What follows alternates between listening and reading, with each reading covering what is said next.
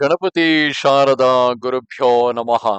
ಸರ್ವಮಂಗಳ ಮಾಂಗಲ್ಯೆ ಶಿವೆ ಸರ್ವಾರ್ಥ ಸಾಧಿಕೆ ಶರಣ್ಯೆ ತ್ರ್ಯಂಬಕೆ ಗೌರಿ ನಾರಾಯಣಿ ನಮೋಸ್ತುತೆ. ಶ್ರೋತೃಗಳಿಗೆ ಶ್ರೀಮದ್ ದೇವಿ ಭಾಗವತದಲ್ಲಿ ಸೂತ ಮತ್ತು ಶೌನಕರ ಸಂವಾದ. ಶೌನಕರು ಪ್ರಾರ್ಥಿಸಿದಾಗ ಸೂತರು ಪುರಾಣಗಳ ಹೆಸರು ಹಾಗೂ ಅವುಗಳ ಶ್ಲೋಕ ಸಂಖ್ಯೆಗಳನ್ನು ಹೇಳುವುದು, ಉಪಪುರಾಣಗಳು ಹಾಗೂ 28 ವ್ಯಾಸರ ಹೆಸರುಗಳನ್ನು ಹೇಳಿದುದು ಭಾಗವತದ ಮಹಿಮೆ ಎಂಬ ಪ್ರಥಮ ಅಧ್ಯಾಯಕ್ಕೆ ಸ್ವಾಗತ. ಓಂ ಸರ್ವ ಚೈತನ್ಯ ರೂಪಾಂ ತಾಮಾದ್ಯಾಂ ವಿದ್ಯಾಂ ಚ ಧೀಮಹಿ ಬುದ್ಧಿಜ್ಞಾನ ಪ್ರಚೋದಯಾತ್. ಸರ್ವ ಚೈತನ್ಯ ಸ್ವರೂಪಳು, ಆದಿ ಅಂತ್ಯರಹಿತಳು ಹಾಗೂ ಬ್ರಹ್ಮವಿದ್ಯಾ ಸ್ವರೂಪಿಣಿಯೂ ಆದ ಭಗವತಿ ಜಗದಂಬೆಯನ್ನು ನಾವು ಧ್ಯಾನಿಸುತ್ತೇವೆ. ಆಕೆಯು ನಮ್ಮ ಬುದ್ಧಿಯನ್ನು ಪ್ರಚೋದಿಸುವ ಕೃಪೆ ಮಾಡಲಿ. ಶೌನಕರು ಹೇಳುತ್ತಾರೆ, ಸೂತ ಪುರಾಣಿಕರೇ, ತಾವು ಮಹಾನುಭಾವರು, ಶ್ರೇಷ್ಠ ಪುರುಷರು ಆಗಿರುವಿರಿ. ಏಕೆಂದರೆ ನೀವು ಪರಮ ಪಾವನ ಪುರಾಣ ಸಂಹಿತೆಗಳನ್ನು ಚೆನ್ನಾಗಿ ಅಧ್ಯಯನ ಮಾಡಿರುವಿರಿ. ಪುಣ್ಯಾತ್ಮರೇ, ಮುನಿವರ್ಯ ವ್ಯಾಸರು 18 ಪುರಾಣಗಳನ್ನು ರಚಿಸಿದರು ಹಾಗೂ ತಾವು ಅಧ್ಯಯನ ಮಾಡಿರುವಿರಿ. ಆ ಎಲ್ಲ ಪುರಾಣಗಳು ಬಹಳ ಅದ್ಭುತವಾಗಿವೆ. ಮಾನ್ಯರೇ, ಸತ್ಯವತಿ ನಂದನ ವ್ಯಾಸರ ಮುಖಾರವಿಂದದಿಂದ 5 ಲಕ್ಷಣಗಳನ್ನು ಹಾಗೂ ರಹಸ್ಯರಹಿತ ಆ ಸಮಸ್ತ ಪುರಾಣಗಳನ್ನು ನೀವು ಚೆನ್ನಾಗಿ ತಿಳಿದುಕೊಂಡಿರುವಿರಿ. ಇಂದು ನಮ್ಮ ಪುಣ್ಯ ಫಲವು ಫಲಿಸಿತು. ಅದರಿಂದಾಗಿ ತಾವು ಈ ಪಾವನ ಕ್ಷೇತ್ರಕ್ಕೆ ಆಗಮಿಸಿರುವಿರಿ. ಮುನಿಗಳಿಗೆ ವಿಶ್ರಾಮ ಕೊಡುವ ಈ ಕ್ಷೇತ್ರವು ಬಹಳ ಉತ್ತಮ ಹಾಗೂ ಕಲಿಯ ದೋಷಗಳಿಂದ ರಹಿತವಾಗಿದೆ. ಸೂತರೆ, ಮುನಿವೃಂದವು ಪುಣ್ಯಮಯ ಪುರಾಣ ಸಂಬಂಧಿ ಕಥೆಯನ್ನು ಕೇಳಲಿಕ್ಕಾಗಿ ಉತ್ಸುಕವಾಗಿದೆ. ತಾವು ಸಾವಧಾನರಾಗಿ ನಮಗೆ ಕಥೆ ಹೇಳುವ ಕೃಪೆ ಮಾಡಿರಿ.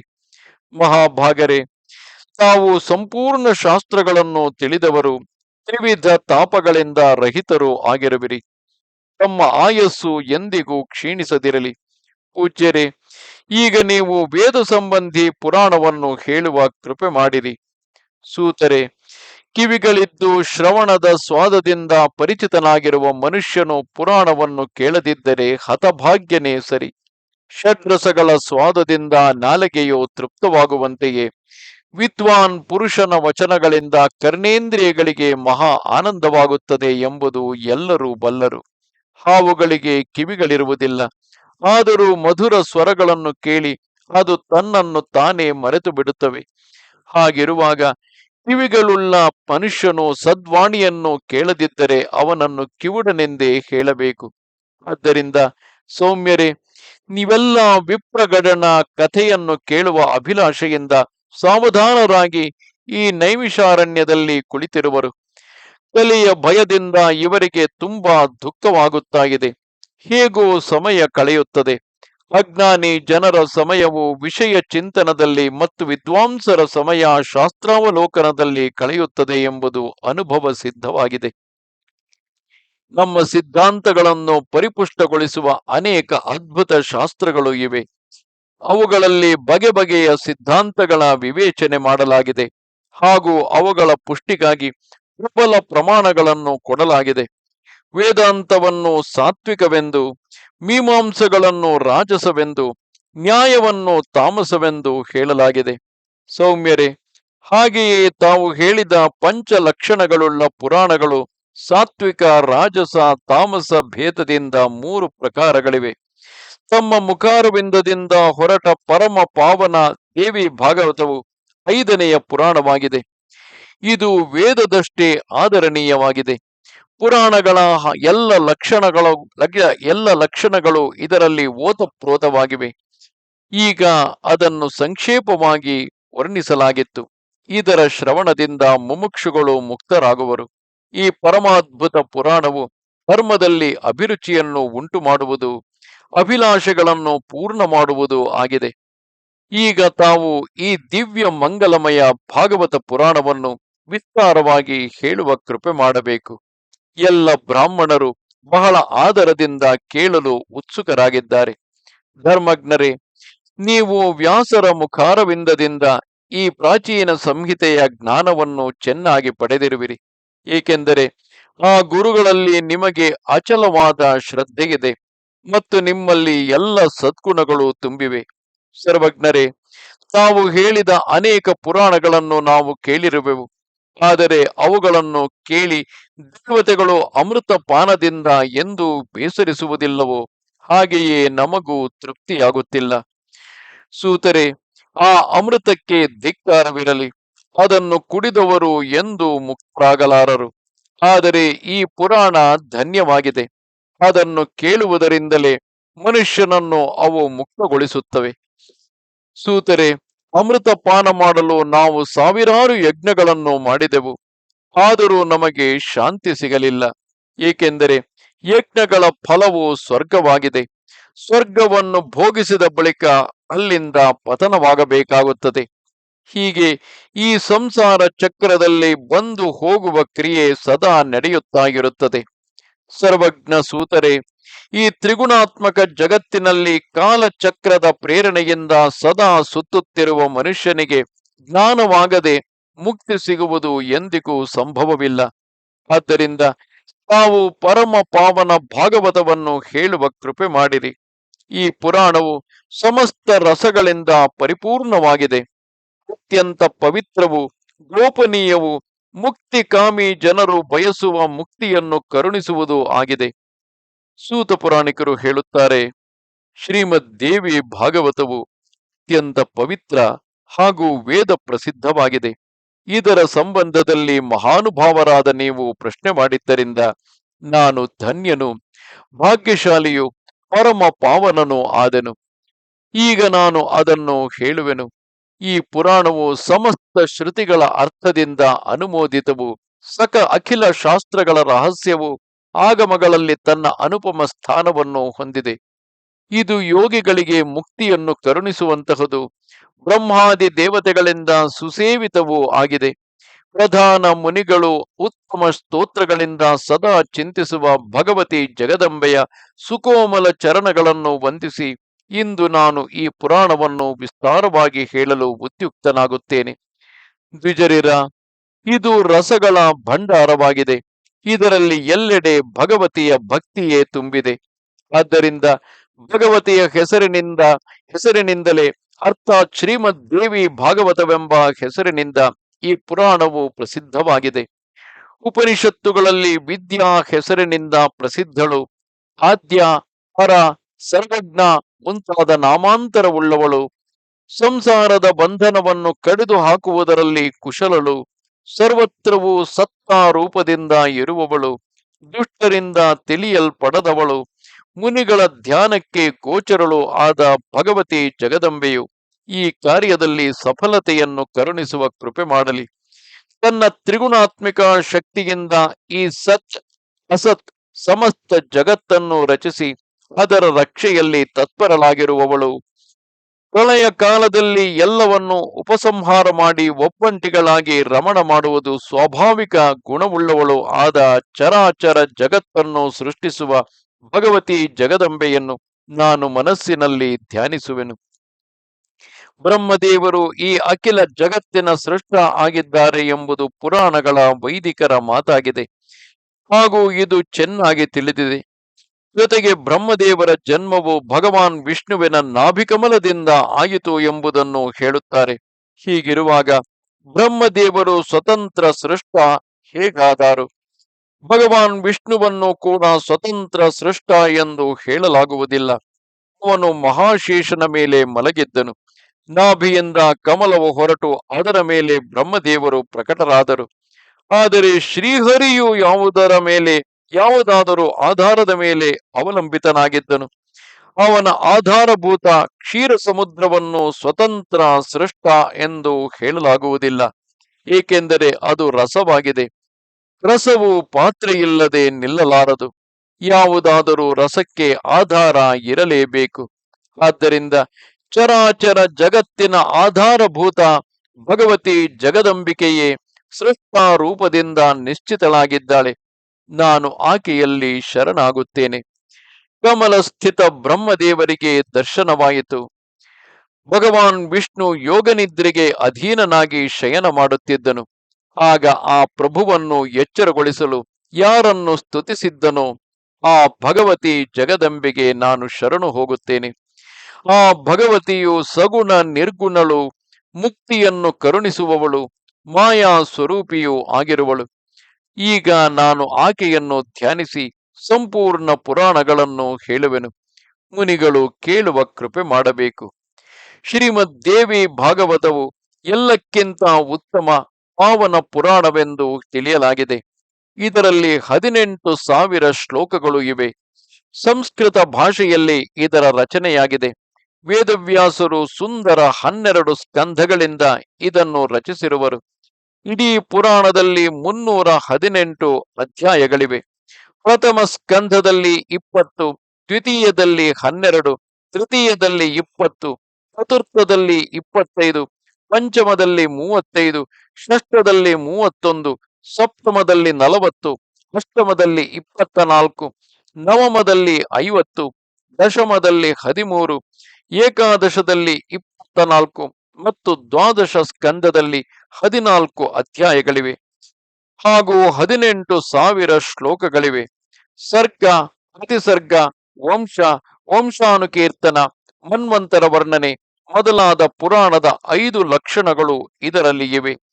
ಯಾರು ನಿರ್ಗುಣಳೋ, ಸದಾ ವಿರಾಜಿಸುತ್ತಿರುವಳೋ, ಸರ್ವವ್ಯಾಪಿಯೋ, ಯಾರಲ್ಲಿ ಎಂದೂ ವಿಕಾರಗಳು ಉಂಟಾಗುವುದಿಲ್ಲವೋ, ಕಲ್ಯಾಣಮಯ ವಿಗ್ರಹಳೋ, ಯೋಗದಿಂದ ತಿಳಿಯಲ್ಪಡುವಳೋ, ಎಲ್ಲರನ್ನೂ ಧರಿಸಿರುವಳೋ, ತುರಿಯ ಸ್ಥಿತಿಯಾಗಿರುವಳು, ಅದೇ ಭಗವತಿಯು.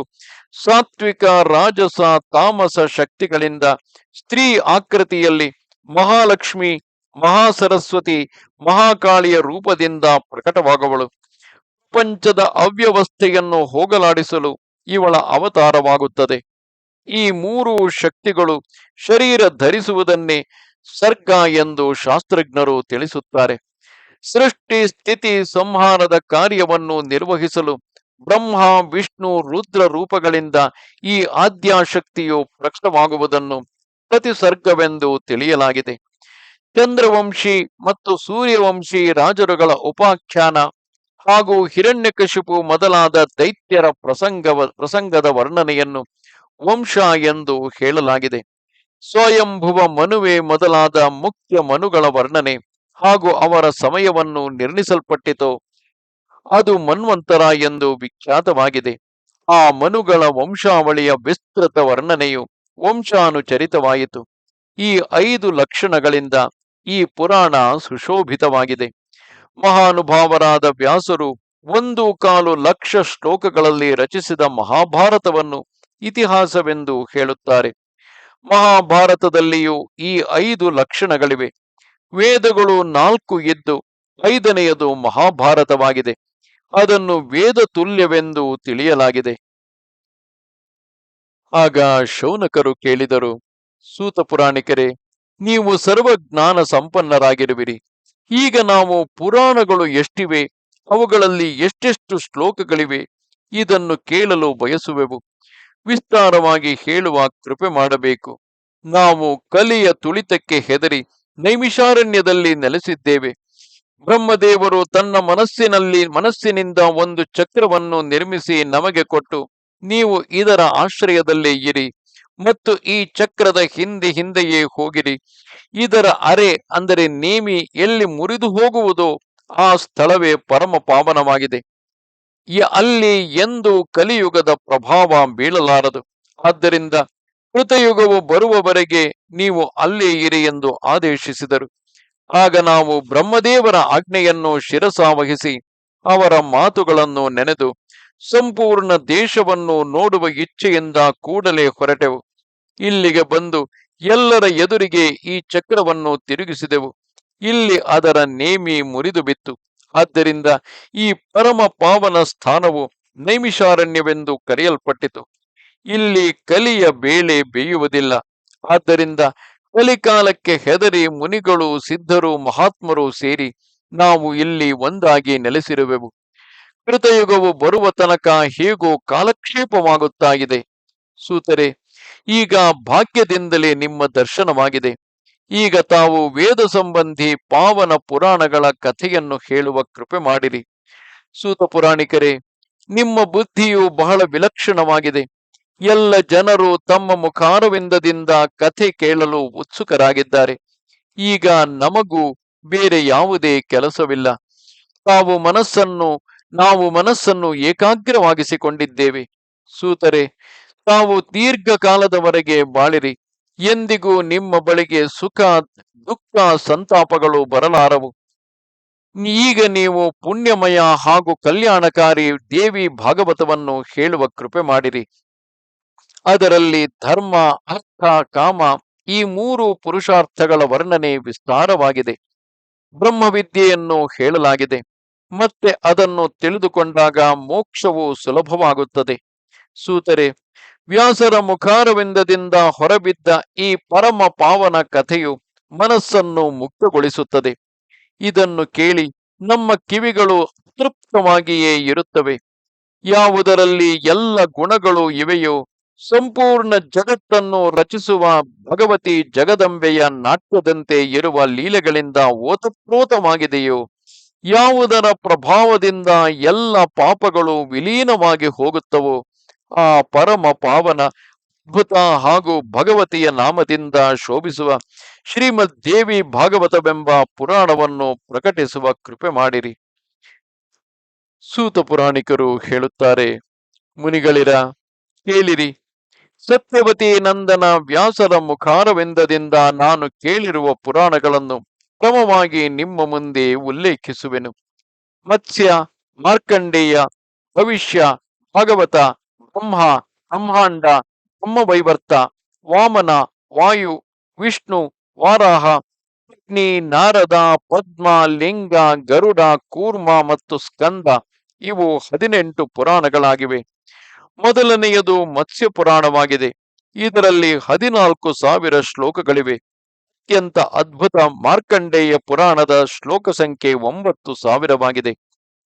ತತ್ವದರ್ಶಿ ಮುನಿಗಳು ಭವಿಷ್ಯ ಪುರಾಣದ ಶ್ಲೋಕ ಸಂಖ್ಯೆಯು 14,500 ಎಂದು ಎಣಿಸಿದ್ದಾರೆ. ಪುಣ್ಯಮಯ ಶ್ರೀ ಭಾಗವತದಲ್ಲಿ 18,000 ಶ್ಲೋಕಗಳಿವೆ. ಬ್ರಹ್ಮ ಪುರಾಣದ ಶ್ಲೋಕ ಸಂಖ್ಯೆ 10,000. ಬ್ರಹ್ಮಾಂಡ ಪುರಾಣದಲ್ಲಿ 12,100 ಶ್ಲೋಕಗಳಿವೆ. 18,000 ಶ್ಲೋಕಗಳಲ್ಲಿ ಬ್ರಹ್ಮವೈವರ್ತ ಪುರಾಣವು ಪೂರ್ಣವಾಯಿತು. ಶೌನಕರೇ, ವಾಮನ ಪುರಾಣದಲ್ಲಿ 10,000 ಹಾಗೂ ವಾಯು ಪುರಾಣದಲ್ಲಿ 24,600 ಶ್ಲೋಕಗಳಿವೆ. ವಿಷ್ಣು ಪುರಾಣ ಮತ್ತು ವಾರಾಹ ಪುರಾಣ ಬಹಳ ವಿಚಿತ್ರ ಗ್ರಂಥಗಳಾಗಿವೆ. ಮೊದಲನೆಯದರ ಶ್ಲೋಕ ಸಂಖ್ಯೆ 23,000 ಹಾಗೂ ಎರಡನೆಯದು 24,000. ಅಗ್ನಿ ಪುರಾಣದಲ್ಲಿ 16,000 ಶ್ಲೋಕಗಳಿವೆ. ನಾರದ ಪುರಾಣವು 25,000 ಶ್ಲೋಕಗಳಿಂದ ಸಂಪನ್ನವಾಗಿದೆ. ಪದ್ಮ ಪುರಾಣದ ವಿಷದ ವರ್ಣನೆ 55,000 ಶ್ಲೋಕಗಳಲ್ಲಿ ಮುಗಿದಿದೆ. ಲಿಂಗ ಪುರಾಣದಲ್ಲಿ 11,000 ಶ್ಲೋಕಗಳಿವೆ. ಗರುಡ ಪುರಾಣವನ್ನು ಭಗವಾನ್ ವಿಷ್ಣುವು ಹೇಳಿರುವನು. ಅದರ ಶ್ಲೋಕ ಸಂಖ್ಯೆ 19,000ವಿದೆ. ಕೂರ್ಮ ಪುರಾಣದಲ್ಲಿ 17,000 ಶ್ಲೋಕಗಳನ್ನು ಹೇಳಲಾಗಿದೆ. ಪರಮಾದ್ಭುತ ಸ್ಕಂದ ಪುರಾಣದ ಶ್ಲೋಕ ಸಂಖ್ಯೆಯು 81,000ವಿದೆ. ಪಾಪರಹಿತ ಮುನಿಗಳೇ, ಈ ಪ್ರಕಾರ ಪುರಾಣಗಳ ಮತ್ತು ಅವುಗಳ ಸಂಖ್ಯೆಗಳನ್ನು ವಿಸ್ತಾರವಾಗಿ ನಾನು ವರ್ಣಿಸಿದೆನು. ಇನ್ನು ಹೀಗೆಯೇ ಉಪಪುರಾಣಗಳು ಇವೆ. ಅವನ್ನು ಹೇಳುವೆನು, ಕೇಳಿರಿ. ಉಪಪುರಾಣಗಳ ಹೆಸರುಗಳು ಇಂತಿವೆ: ಸನತ್ ಕುಮಾರ ಪುರಾಣ, ನರಸಿಂಹ ಪುರಾಣ, ನಾರದ ಪುರಾಣ, ಶಿವಪುರಾಣ, ದೂರ್ವಾಸ ಪುರಾಣ, ಕಪಿಲ ಪುರಾಣ, ಮನು ಪುರಾಣ, ಉಶನಃ ಪುರಾಣ, ವರುಣ ಪುರಾಣ, ಕಾಳಿಕಾ ಪುರಾಣ, ಸಾಂಬ ಪುರಾಣ, ನಂದಿ ಪುರಾಣ, ಸೌರ ಪುರಾಣ, ಪರಾಶರ ಪುರಾಣ, ಆದಿತ್ಯ ಪುರಾಣ, ಮಹೇಶ್ವರ ಪುರಾಣ, ಭಾಗವತ ಪುರಾಣ ಮತ್ತು ವಸಿಷ್ಠ ಪುರಾಣ. ಉಚ್ಚ ಕೋಟಿಯ ಅನುಭವಿ ಪುರುಷರು ಇವನ್ನೇ ಉಪಪುರಾಣಗಳೆಂದು ಹೇಳಿರುವರು. ಈ ಪುರಾಣಗಳನ್ನು ಮತ್ತು ಉಪಪುರಾಣಗಳನ್ನು ರಚಿಸಿದ ಬಳಿಕ ಮಹಾಭಾಗ ವ್ಯಾಸರು ಮಹಾಭಾರತವೆಂಬ ಇತಿಹಾಸವನ್ನು ರಚಿಸಿದರು. ಎಲ್ಲ ಮನ್ವಂತರಗಳ ಪ್ರತಿಯೊಂದು ದ್ವಾಪರ ಯುಗದಲ್ಲಿ ಧರ್ಮದ ಸ್ಥಾಪನೆಗಾಗಿ ವ್ಯಾಸರು ವಿಧಿವತ್ತಾಗಿ ಪುರಾಣಗಳನ್ನು ರಚಿಸುತ್ತಾರೆ. ಪ್ರತಿಯೊಂದು ದ್ವಾಪರದಲ್ಲಿ ಭಗವಾನ್ ವಿಷ್ಣುವೇ ವ್ಯಾಸರೂಪದಿಂದ ಪ್ರಕಟನಾಗಿ ಜಗತ್ತಿನ ಕಲ್ಯಾಣಕ್ಕಾಗಿ ಒಂದು ವೇದವನ್ನು ಅನೇಕ ಭಾಗಗಳಲ್ಲಿ ವಿಭಜಿಸುತ್ತಾರೆ. ಕಲಿಯುಗದ ಬ್ರಾಹ್ಮಣರು ಅಲ್ಪಾಯು ಮಂದಬುದ್ಧಿಗಳಾಗುವರು ಎಂದು ತಿಳಿದು ಅದೇ ಪ್ರಭುವು ಪ್ರತಿಯೊಂದು ಯುಗದಲ್ಲಿ ಪುಣ್ಯಮಯ ಪುರಾಣ ಸಂಹಿತೆಗಳನ್ನು ರಚಿಸುತ್ತಾ ಇರುತ್ತಾನೆ. ಸ್ತ್ರೀ, ಶೂದ್ರ ಮತ್ತು ತಮ್ಮ ಕರ್ಮದಿಂದ ಚ್ಯುತರಾದ ಬ್ರಾಹ್ಮಣರು ವೇದವನ್ನು ಕೇಳಲು ಅನಧಿಕಾರಿಗಳೆಂದು ತಿಳಿಯಲಾಗಿದೆ. ಅವರ ಕಲ್ಯಾಣವು ಆಗಬೇಕೆಂದು ಪುರಾಣಗಳ ರಚನೆಯಾಯಿತು. ಮುನಿಗಳಿರ, ಈಗ 28ನೆಯ ದ್ವಾಪರದ 7ನೆಯ ಮನ್ವಂತರ ನಡೆಯುತ್ತಾ ಇದೆ. ಈ ಮನ್ವಂತರದ ಅಧಿಷ್ಠಾತೃ ವೈವಸ್ವತ ಮನುವಾಗಿರುವನು. ಸತ್ಯವತಿ ನಂದನ ವ್ಯಾಸರು ನನ್ನ ಗುರುಗಳಾಗಿದ್ದಾರೆ. ಇವರಂತೆ ಧರ್ಮದ ಜ್ಞಾನವು ಯಾರಿಗೂ ಇಲ್ಲ. ಅವರೇ ಈ ಮನ್ವಂತರದ ವೇದವ್ಯಾಸರಾಗಿದ್ದಾರೆ. 29ನೆಯ ಮನ್ವಂತರದಲ್ಲಿ ದ್ರೌಣಿ ಎಂಬ ಹೆಸರಿನ ವ್ಯಾಸರಾಗುವರು. ಇಂದಿನವರೆಗೆ 27 ವ್ಯಾಸರಾಗಿ ಹೋಗಿದ್ದಾರೆ. ಪ್ರತಿಯೊಂದು ಯುಗದಲ್ಲಿ ಅವರಿಂದ ಪುರಾಣ ಸಂಹಿತೆಯು ಹೇಳಲ್ಪಟ್ಟಿದೆ. ಋಷಿಗಳು ಕೇಳುತ್ತಾರೆ, ಮಹಾಭಾಗ ಸೂತ ಪುರಾಣಿಕರೇ, ಇಷ್ಟರವರೆಗೆ ದ್ವಾಪರ ಯುಗಗಳಲ್ಲಿ ಆಗಿ ಹೋದ ಪುರಾಣಗಳನ್ನು ರಚಿಸುವ ವ್ಯಾಸರ ಪರಿಚಯವನ್ನು ತಿಳಿಸುವ ಕೃಪೆ ಮಾಡಬೇಕು. ಸೂತ ಪುರಾಣಿಕರು ಹೇಳುತ್ತಾರೆ, ಪ್ರಥಮ ದ್ವಾಪರದಲ್ಲಿ ವೇದಗಳ ವಿಭಾಜನ ಸ್ವಯಂ ಬ್ರಹ್ಮದೇವರೇ ಮಾಡಿದರು. ಆದ್ದರಿಂದ ಆ ಯುಗದ ವ್ಯಾಸರು ಬ್ರಹ್ಮದೇವರೇ ಆದರು. 2ನೆಯ ದ್ವಾಪರದಲ್ಲಿ ಪ್ರಜಾಪತಿಯು ವ್ಯಾಸರ ಕಾರ್ಯವನ್ನು ನೆರವೇರಿಸಿದರು. 3ರಲ್ಲಿ ಉಶನ, 4ರಲ್ಲಿ ಬೃಹಸ್ಪತಿ, 5ರಲ್ಲಿ ಸವಿತಾ ಮತ್ತು 6ರಲ್ಲಿ ಮೃತ್ಯು ದೇವತೆ ವ್ಯಾಸರ ಪದವಿಯಲ್ಲಿದ್ದರು. 7ನೆಯ ದ್ವಾಪರದಲ್ಲಿ ಇಂದ್ರನು, 8ರಲ್ಲಿ ವಸಿಷ್ಠರು, 9ರಲ್ಲಿ ಸಾರಸ್ವತನು, 10ರಲ್ಲಿ ತ್ರಿಧಾಮ, 11ರಲ್ಲಿ ತ್ರಿವೃಷನು, 12ರಲ್ಲಿ ಭಾರದ್ವಾಜನು, 13ರಲ್ಲಿ ಅಂತರಿಕ್ಷನು, 14ರಲ್ಲಿ ಧರ್ಮನು, 15ರಲ್ಲಿ ತ್ರಯ್ಯಾರುಣಿಯು, 16ರಲ್ಲಿ ಧನಂಜಯ, 17ರಲ್ಲಿ ಮೇಧಾತಿಥಿಯು, 18ರಲ್ಲಿ ವ್ರತಿಯು, 19ರಲ್ಲಿ ಅತ್ತೆಯು ಮತ್ತು 20ರಲ್ಲಿ ಗೌತಮರು, 21ರಲ್ಲಿ ಹರಿಯಾತ್ಮ ಉತ್ತಮನು ವ್ಯಾಸರ ಕಾರ್ಯವನ್ನು ನೆರವೇರಿಸಿದನು. ವಾಜಶ್ರವ, ವೇನ, ಆಯುಷ್ಯಾಯಣ, ಸೋಮ, ತೃಣಬಿಂದು, ಭಾರ್ಗವ, ಶಕ್ತಿ, ಜಾತೂಕರ್ಣ್ಯ ಮತ್ತು ಕೃಷ್ಣ ದ್ವೈಪಾಯನರನ್ನು ವ್ಯಾಸರಲ್ಲಿ ಪರಿಗಣಿಸಲಾಗಿದೆ. ಇವರೇ 28 ವ್ಯಾಸರಾಗಿದ್ದಾರೆ. ಅವರ ಹೆಸರುಗಳನ್ನು ನಾನು ತಿಳಿಸಿರುವೆನು. ಈ ಕೃಷ್ಣ ದ್ವೈಪಾಯನ ವ್ಯಾಸರ ಮುಖಾರವಿಂದದಿಂದ ಶ್ರೀಮದ್ ದೇವಿ ಭಾಗವತವನ್ನು ಕೇಳುವ ಅವಕಾಶ ನನಗೆ ದೊರಕಿತ್ತು. ಈ ಪುರಾಣವು ಅತ್ಯಂತ ಪವಿತ್ರವು, ಸಂಪೂರ್ಣ ದುಃಖಗಳನ್ನು ನಾಶ ಮಾಡುವಂತಹದ್ದು ಆಗಿದೆ. ಅದರ ಪ್ರಭಾವದಿಂದ ಮನೋರಥಗಳು ಪೂರ್ಣವಾಗುತ್ತವೆ ಹಾಗೂ ಮುಕ್ತಿಯು ಲಭ್ಯವಾಗುತ್ತದೆ. ಇದರ ಎಲ್ಲ ವಿಷಯಗಳು ವೇದದ ಅಭಿಪ್ರಾಯದಿಂದ ಕೂಡಿವೆ. ಸಮಸ್ತ ವೇದಗಳ ಸಾರಭೂತ ಈ ಪುರಾಣವು ಮೋಕ್ಷಕಾಮಿ ಜನರಿಗೆ ಸದಾ ಪ್ರಿಯವಾಗಿದೆ. ಈ ಪುರಾಣವನ್ನು ರಚಿಸಿದ ಬಳಿಕ ವ್ಯಾಸರು ಮೊಟ್ಟ ಮೊದಲಿಗೆ ಅಯೋನಿಜ ಹಾಗೂ ವಿರಕ್ತ ತನ್ನ ಪುತ್ರ ಮಹಾಭಾಗ ಶುಕಮುನಿಯನ್ನು ಅಧಿಕಾರಿ ಎಂದು ತಿಳಿದು ಅವರಿಗೆ ಉಪದೇಶಿಸಿದರು. ಮುನಿಗಳಿರ, ನಾನು ಅಲ್ಲೇ ಇದ್ದೆ. ವೇದವ್ಯಾಸರು ಪ್ರವಚನ ಮಾಡುತ್ತಿದ್ದರು. ಇದರಿಂದ ಯಥಾರ್ಥ ಮಾತುಗಳನ್ನು ನಾನು ಕೇಳಿಕೊಂಡೆನು. ಗುರುಗಳು ಬಹಳ ಕೃಪಾಳುಗಳಾಗಿದ್ದರು. ಅವರ ಕೃಪೆಯಿಂದ ಈ ಅತ್ಯಂತ ಗುಪ್ತ ಪುರಾಣವು ಪ್ರಕಟವಾಯಿತು. ವ್ಯಾಸನಂದನ ಶುಕದೇವರ ಬುದ್ಧಿಯು ಬಹಳ ವಿಲಕ್ಷಣವಾಗಿತ್ತು. ಅವರು ಕೇಳಿದಾಗ ಈ ಗುಪ್ತ ಪುರಾಣದ ಎಲ್ಲ ವಿಷಯಗಳನ್ನು ವ್ಯಾಸರು ವ್ಯಕ್ತ ಮಾಡುತ್ತಾ ಇದ್ದರು. ಅಲ್ಲೇ ಇದ್ದ ಕಾರಣ ಈ ಪುರಾಣದ ಅಮಿತ ಮಹಿಮೆಯನ್ನು ನಾನು ತಿಳಿದುಕೊಂಡೆನು. ಮುನಿವರ್ಯರೇ, ಶ್ರೀಮದ್ ದೇವಿ ಭಾಗವತವು ಸ್ವರ್ಗದ ಕಲ್ಪವೃಕ್ಷದ ಸುಂದರ ಮಾಗಿದ ಹಣ್ಣಾಗಿದೆ. ಈ ಸಂಸಾರ ರೂಪಿ ಸಮುದ್ರದ ಆಳವಾದ ನೀರನ್ನು ದಾಟಿ ಹೋಗುವ ಇಚ್ಛೆಯುಳ್ಳ ಶುಕ ಮಹಾಮುನಿಗಳು ಆ ಫಲವನ್ನು ಆದರದಿಂದ ಮೆಲ್ಲುವ ಪಕ್ಷಿಯಾಗಿದ್ದಾರೆ. ಅವರು ಈ ವಿವಿಧ ಕಥಾರೂಪಿ ಅಮೃತವನ್ನು ತನ್ನ ಕರ್ಣ ಪುಟಗಳಲ್ಲಿ ತುಂಬಿಕೊಂಡು ಪಾನ ಮಾಡಿದರು. ಈ ಅದ್ಭುತ ಕಥೆಯನ್ನು ಕೇಳಿ ಕಲಿಯ ಭಯದಿಂದ ಮುಕ್ತರಾಗದವರು ಜಗತ್ತಿನಲ್ಲಿ ಯಾರಿದ್ದಾರೆ? ವೈದಿಕ ಧರ್ಮದಿಂದ ವಿಮುಖ ಹಾಗೂ ತನ್ನ ಚರಿತ್ರದಿಂದ ಭ್ರಷ್ಟನಾದ ಪಾಪಿಗೂ ಕೂಡ ಯಾವುದೇ ವಿಧದಿಂದ ಶ್ರೀಮದ್ ದೇವಿ ಭಾಗವತವನ್ನು ಕೇಳುವ ಅವಕಾಶ ಸಿಕ್ಕಿದರೆ ಅವನು ಜಗತ್ತಿನ ವಿವಿಧ ಭೋಗಗಳನ್ನು ಭೋಗಿಸಿ ಅಂತ್ಯದಲ್ಲಿ ಯೋಗಿಗಳು ಹೊಂದುವ ಭಗವತಿಯ ನಿತ್ಯ ಪರಮಧಾಮವನ್ನು ಹೊಂದುವನು. ನಿರಂತರ ಈ ದೇವಿ ಭಾಗವತದ ಕಥೆಯನ್ನು ಕೇಳಲು ತತ್ಪರನಾದ ಪುರುಷನ ಹೃದಯ ಗುಹೆಯಲ್ಲಿ ನಿರ್ಗುಣ ಸ್ವರೂಪಳು, ಸಂತ ಜನರ ಪ್ರೇಮ ಪಾತ್ರಳು, ಧ್ಯಾನದಲ್ಲಿ ದರ್ಶನ ಕೊಡುವವಳು ಆದ ವಿದ್ಯಾಮಯಿ ಭಗವತಿ ಜಗದಂಬೆಯು ಸದಾ ವಾಸಿಸುವಳು. ಸಂಸಾರ ರೂಪಿ ಅಗಾಧ ಸಮುದ್ರವನ್ನು ದಾಟಿ ಹೋಗಲು ಈ ಸರ್ವಾಂಗ ಪೂರ್ಣ ಮಾನವ ದೇಹವು ಸುಂದರ ಹಡಗು ಆಗಿದೆ. ಇಂತಹ ಶರೀರವು ದೊರೆತು ಕಥಾ ಪ್ರವಚನಕಾರರ ಕೊರತೆಯು ಇಲ್ಲದಿದ್ದಾಗಲೂ ಈ ಕಲ್ಯಾಣಮಯ ದೇವಿ ಭಾಗವತವನ್ನು ಕೇಳದೇ ಇರುವ ಮೂರ್ಖನು ನಿಶ್ಚಯವಾಗಿಯೂ ಅತ್ಯಂತ ಭಾಗ್ಯಹೀನನೇ ಆಗಿರುವನು.